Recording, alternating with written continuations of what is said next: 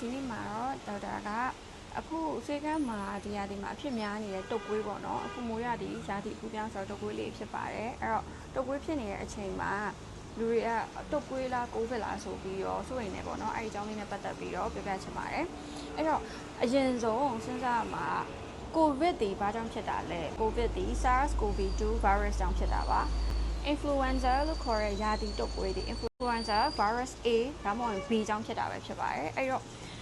့အခုဆိုရင်ထိုးကြရလေ Influvac Tetra တို့ Vigigrip Tetra တို့ရာသီတုပ်ကွေးကာကွယ်ဆေးထိုးကြရဲအဲ့ဒါဒီ influenza ကိုပဲကာကွယ်တာဖြစ်ပါတယ်ကိုဗစ်ကိုမကာကွယ်ပါဘူးဆိုတော့ကိုဗစ်ကိုကာကွယ်ခြင်းကိုဗစ်ကာကွယ်ဆေးထိုးရပါမယ်အဲ့တော့ပြန်ကြည့်လိုက်ရင်နှစ်ခုစလုံးဒီ virus ကြောင့်ဖြစ်တာပါ virus ကြောင့်ဖြစ်တဲ့အတွက်ခံစားရမယ့်ဝေဒနာဒီအတူတူပဲဖြစ်ပါတယ်ဖြားတယ်ခေါင်းကိုက်တယ်နှာစေးရချောင်းဆိုးတယ်တချို့တွေမှာဖြစ်စဉ်ဖြစ်မှာပေါ့နော်နှာစေးချောင်းဆိုးကဖြားတယ်ခေါင်းကိုက်တယ်ကိုယ်ရလက်တွေကိုက်တယ်မအီမတာဖြစ်တယ်အဲ့လိုတွေကအတူတူပဲဖြစ်ပါတယ်မတူတာကကြတော့ကိုဗစ်ဒီလာကြရတော့ထူးခြားတဲ့ symptoms ရှိတယ်အနက်မရတော့တာမျိုး anosmia ပေါ့နော်အနက်မရတော့ဘူးအရသာကလည်းမရဘူးအရသာလည်းမရအနက်မရဆိုရင်ဒါကိုဗစ်နဲ့နှိစပ်ပါတယ်ဆိုတော့တချို့တလေလဲနာစီချောင်းဆိုးလို့နာစီလို့နှာခေါင်းပိတ်ပြီးအနက်မရမျိုးရှိတယ်ကိုဗစ်ကတော့အဲ့လိုမဟုတ်ဘူးနှာလည်းပိတ်စရာမလိုအနက်ကိုမရတာပေါ့နော်ဆိုတော့ဒါဒီကိုဗစ်ရဲ့ထူးခြားချက်ဖြစ်ပါတယ်နောက်တစ်ချက်ကကြတော့အခုဖျားရပေါ့နော်ဒါတော့ဖျားလိုက်ရင်ဟန်နေတော့ကိုဖြစ်နေရလားမသိဘူး3ရက်လောက်နေကြရင်ပျောက်တော့အောင်ကိုဗစ်ဒီအခုဖျားရတယ်ဟဲ့နင်ကိုဗစ်အဲ့လိုမျိုးပြောလို့မရဘူးကိုဗစ်ဒီဖြည်းဖြည်းချင်းအချိန်ယူတယ် incubation period ကလည်းကြာလို့ကွာအဲ့တော့သူဒီတုပ်ကွေးနဲ့တူတဲ့အတွက်တုပ်ကွေးလိုပုံစံလေးပဲစတယ်3ရက်လည်းမပြောက်4ရက်လည်းမပြောက်5ရက်လည်းမပြောက်ငွေလေးနဲ့ဖြစ်ပြီးတော့မှတပတ်လောက်ကြာတော့မှမပြောက်မှဆက်လိုက်တော့မှကိုဗစ်ပေါ့နော်ဆိုတော့ကိုဗစ်ဒီ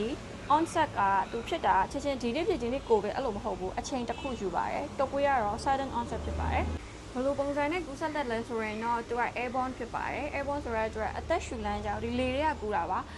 အခုတော့အဟင်းတို့ဆိုပြီးတော့ droplets တွေကလည်းကူးတယ်စဒရေးတွေကလည်းကူးတယ်အသက်ရှူလမ်းကြောင်းတွေတဆင်ကူးတဲ့အတွက်ကိုပါတာကို covid ဖြစ်ဖြစ် flu ဖြစ်ဖြစ်ဖြားပြီဆိုတာနဲ့ max တက်ထားရမယ်ပြီးရင်အိမ်ကလူတွေမှာတက်ကြီးကြွယ်ရရှိရဆိုရင်တော့ကိုဖြားလို့သူများကိုမကူအောင်လို့ isolation လုပ်ထားရင်ကောင်းပါတယ်ကိုယ့်ကိုအခန်းထဲမှာနေဖို့ကွယ်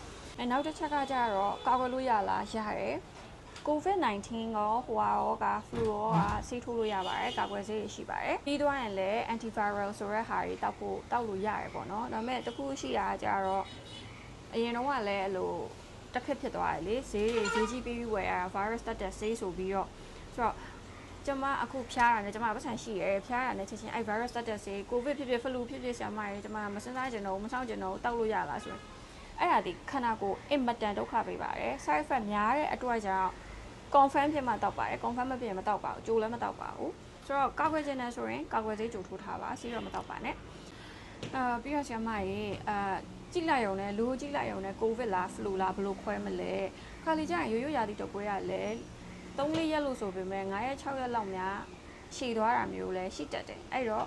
့ကြည့်အပေအောင်နဲ့ကြည့်ရုံနဲ့ကွဲလားဆိုမကွဲပါဘူးအဲ့တော့တိကျသိချင်ရင်ဆရာနဲ့လည်းမှန်းပြီးပြောတာတကယ်လို့တိကျသိချင် test kit နဲ့ဆက်ပါဒါမှမဟုတ် PCR run ပေါ့နော်သွေးစစ်ကြည့်မှာပဲကိုဗစ်ဟုတ်လားမဟုတ်လားကိုသိမှာပဲဖြစ်ပါတယ်အပေါ်ရင်တော့မကြည့်နိုင်ပါဘူးပေါ့နော်အဲ့တော့ဘာတွေလုပ်ရမလဲကျမတို့ဖြားတာနဲ့ရေများတောက်မယ် max တက်မယ်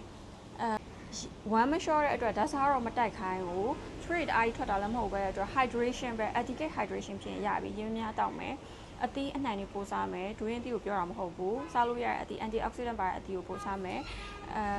ကိုခံအားကြရတယ်လို့ထင်ရင် anabonsi မဟုတ်ဘူး vitamin C 900ပါကြိုက်တာတောက်လို့ရတယ် vitamin C ပါတဲ့ဟာလေးပေးပါရပြီတချို့ရေစူးဆေးပြားလေးတောက်တယ်ဖြားတယ်နားရယ်ဆိုရင် paracetamol လေးတောက်မယ်တအားအဖျားကြီးရယ်ဆိုရင်တော့ဆေးကန်သွားပြပေါ့နော်ပိုးတက်ဆေးကတောက်လို့မရဘူးတောက်ဖို့မလိုဘူးဘာဖြစ်လို့လဲဆိုတော့ဒီဟာဒီ virus ကြောင့်ဖြစ်တာပါပိုးတက်ဆေးဆိုတာ antibiotic ဆိုတာ bacteria ကိုတတ်တာပါဟိုကကျတော့ antiviral virus တတ်တဲ့ဆေးတောက်မှရပါတယ် bacteria ကိုတတ်တဲ့ဟာကိုခါလေးကျရင်တချို့ဆေးကန်တွေကပေးတယ်ဘာဖြစ်လို့လဲဆိုတော့ချောင်းတွေဆိုးတယ်ချောင်းတွေဆိုပြီးတော့တလိပ်တွေအဝါရောင်တွေထွက်တဲ့အတွက်အဆုတ်မှာမြောက်မှာ pneumonia ဝင်သွားမှာဆိုးလို့ဆိုပြီးတော့ pneumonia လားဆိုပြီးတော့ပေးရဖြစ်ပါတယ်အဲ့တော့မဆိုင်ကိုပါတော့မောက်ဆလင်တွေပါရှောက်တောက်နေဖို့မလိုပါဘူးအဲ့ဒါကိုလည်းအားမပေးပါဘူးရှင်ဆိုတော့ဒါဆိုရင်ကိုဗစ်လားရိုးရိုး flu လားဆိုတာသိမယ်လို့ထင်ပါတယ်ကျေးဇူးတင်ပါတယ်